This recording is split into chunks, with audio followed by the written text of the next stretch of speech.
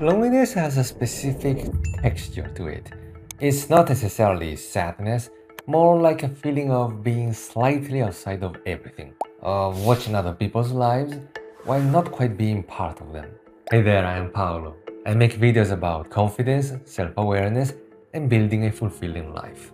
There was a period in my life, until not even that long ago, when I'd be alone in my room, I'd open Instagram and see my old friends having fun out there, like a dinner, a trip, or birthday, and I wasn't invited again. And in the very beginning, I just used to tell myself that it was fine, that I was busy anyway, and I would come back when I had more free time, even though I had nothing but free time.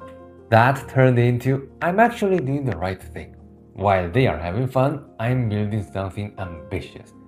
Which then turned into they went to the beach. Well, I don't even like the beach, so that's cool. As time passed, that became maybe I should reach out first, maybe ask if they want to grab a bite. But what if they say no? It's been a long time after all.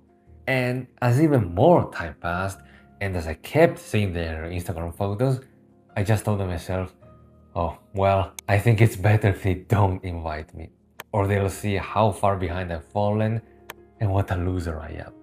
That's how it tends to go. It starts with a reasonable sounding excuse when you first start to realize that you are losing your connections. And then a long series of tiny thoughts and decisions that widen the gap and make your loneliness worse. Now, what solutions will most people suggest here? That we need to get out there, that we need to push ourselves to be more social, and maybe even fake it till we make it, right? And those tips are not wrong. It is important to go out there and interact with people instead of waiting until you feel ready. But it often doesn't work as well as we wish it would, for the simple reason that even though the amount of people you have around you certainly is important and does play a big part, originally the feeling of loneliness comes from your relationship with yourself. You can't really stop feeling alone unless you know for certain that at least you will always have your own back first. This is the reason why even if you interact with a lot of people on a daily basis, you can still be hit by loneliness. So if you talk to yourself negatively and you don't believe in yourself, you'll never really be able to fill that void by only using external solutions, like making more friends. It would be like putting a temporary band-aid on your problems.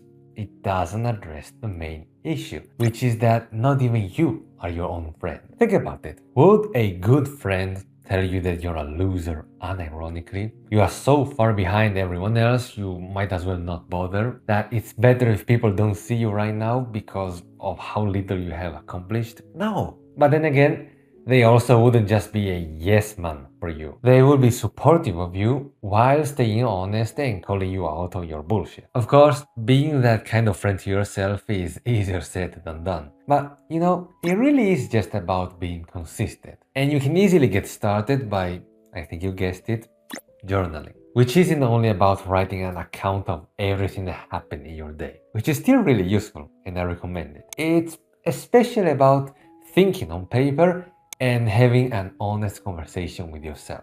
After all, you're the person who knows yourself best. Sure, sometimes you may forget things about yourself and you may have blind spots that you don't usually notice. But that's exactly what journaling is for. Gaining clarity and becoming more aware of your thoughts, your feelings, and your progress over time. And talking about progress, developing skills is an underrated antidote to loneliness. When you learn and get good at something, you develop this magical thing called confidence from competence, which helps you build a stronger sense of self-worth that doesn't depend on other people's opinions. And it's not like you have to start with big skills like the ones you'd find on a top 10 skills that will make you rich. I mean, I started with a simple Rubik's Cube, and when I learned it at the time, I felt intelligent for the first time in a long while. I was now capable of something that I couldn't do before. And my friends think I'm joking when I say that I owe a lot of my current skills,